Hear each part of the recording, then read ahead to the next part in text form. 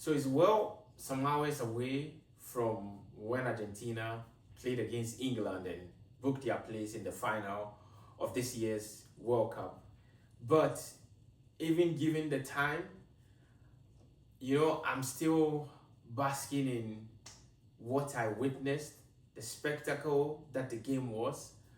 And this video, I don't really have a format.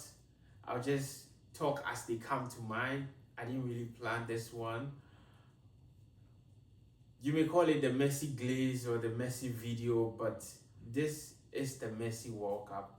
It's Messi's world and we all just living in it. And today, he proved, not that he had to, but he reminded us again and he showed us that he's 39, but age is yet a number. My name is Aben and the channel is Beyond the 90 channel. Without much ado, let's go into the video proper. Wherever you are by now, you would know that the game between Argentina and England finished 2-1 or 1-2 in favor of Argentina, effectively meaning that Argentina is the second team to make it to the final, or Argentina has booked their place in the final of this year's World Cup. Now, coming into this game, there was a lot of disrespect to the Argentine national team, and today they answered all their critics, all the conspiracy theories against them, all the dislike. Argentina answered it in one way, and that was success. The best way to respond to your enemies is to succeed. There's no point in getting into banter or trying to prove them wrong. Just succeed and you shut everyone up. And what a way to do it against England. Now the English themselves, their fans and some pundits, English pundits that is, were a bit bullish. I feel like they were too disrespectful to this Argentine team. Someone went as far as saying, well, Messi doesn't get into this English team because they have Kane, they have Bellingham and what have you. I'm like, are you serious? The guy with the most goals, joint most goals in this World Cup, who has single-handedly taken his team this far, and you say he cannot make it into the English squad? Put it this way, if Messi was playing for England today, they would have been in the final. He was miles and miles and miles, head and shoulders above everybody on the pitch, even though he was the shortest or one of the shortest on the pitch. Now, by now you'd have seen a lot of analysis into the game, so I don't want to bore you too much into it. I think England's approach, I guess the end justifies the means, and because it didn't bring them to the final, you can call Thomas Tuchel out.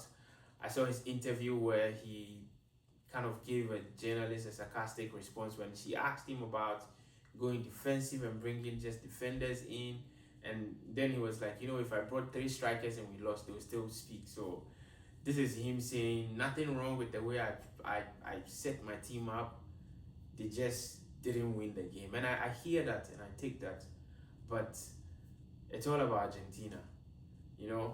All through now, anytime I analyze an Argentina game, I talk about the feelings of the opponent and not giving them credit. But today, full credit to Argentina. They were good value for their money. They went for the game. The first half, of course, was a game to forget for every football fan. But Lionel Messi still showed us why, as long as he's not hung his boots, he's the best player. As long as he's still kicking the soccer ball, nobody's going to be better than him. Nobody is going to be better than him. He's the best player. He's the best player I've ever seen. We will never see anyone like him. Like at the age of 39, to drag your team to a World Cup final, making it your 3rd final, and then you waited to what? The twilight years of your career to bring up the best of it all. Yeah, this guy is something else. I saw a stats about him in this World Cup that says he's done 62% of the time he's been in this World Cup on the pitch, at least he spent it walking.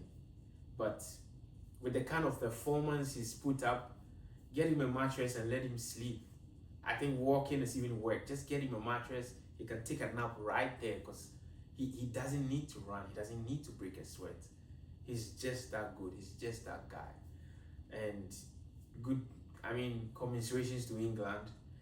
They came, they saw, definitely didn't conquer, and they would have to settle for a place in the third place game that would go on between themselves and France. I actually saw an English pundit when France lost to Spain start talking about how the final would look like between England and Spain, forgetting that they had to play Argentina. And then they were talking amongst themselves, and he said, one said he would have rather played France, another said I would avoid France and what have you. Well, whatever wish you had, you've received it. You can go play France because that's what you wanted anyway, so go play them. But to those who beat the drum about conspiracy and what have you, look, Argentina didn't need to prove anything, but on the balance of play today, no words. There's nothing anybody can say again. All the FIFA collaboration and FIFA what have you, it's out of the window now. Not that it was real to begin with, but this performance against England, it shuts everybody up, and they can even make it better. Like the whole tournament, after every game Argentina play, you see the connection between the fans and the players, and they keep singing, and it's like they were just on a tour, like a tour bus, and they just kept singing their way through. And anytime Argentina was going to play another opponent, you looked at it thinking, is this the game they lose? Is this the game they lose? And we've been waiting for them to lose. People, not me, have been waiting for them to lose for so long, and I guess at this point, you don't have to wait again. You have to admit that these guys are good. And kudos to Lionel Scaloni also for building the team the way he's built it. He's a very calm guy on the bench, and I guess that calmness translates on the pitch. Some of his players, not all of them, because the Argentine bunch are really, really fiery, but they just have this grit and tenacity and never say die. And it's like anytime the chips are down, they up their level, and this would be one of the iconic World Cup runs we've ever seen. Like, it will be one of the most iconic. It's debatable, but for me, this is probably Messi's best performance. Like, this World Cup is Messi's best performance for me, given that he's doing this at a young age of 39, at a time when he's supposed to be an elder statesman, when he's not supposed to be this good, considering also that he's playing in the US, a league that people disrespect and don't think as competitive enough. The way he's able to have all these factors play out and still come and be this good, this definitely is iconic. It's definitely, for my money, his best performance. Maybe barring the 2018 performance with Barcelona and maybe the 2015 performance as well for Barcelona. I guess this one tops it all because this is for his nation and it's for something bigger.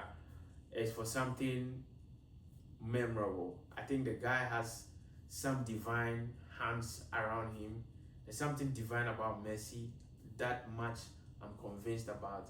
It's not just the football. There's something divine about him that makes him stand out, and I'm really, really, really happy for him.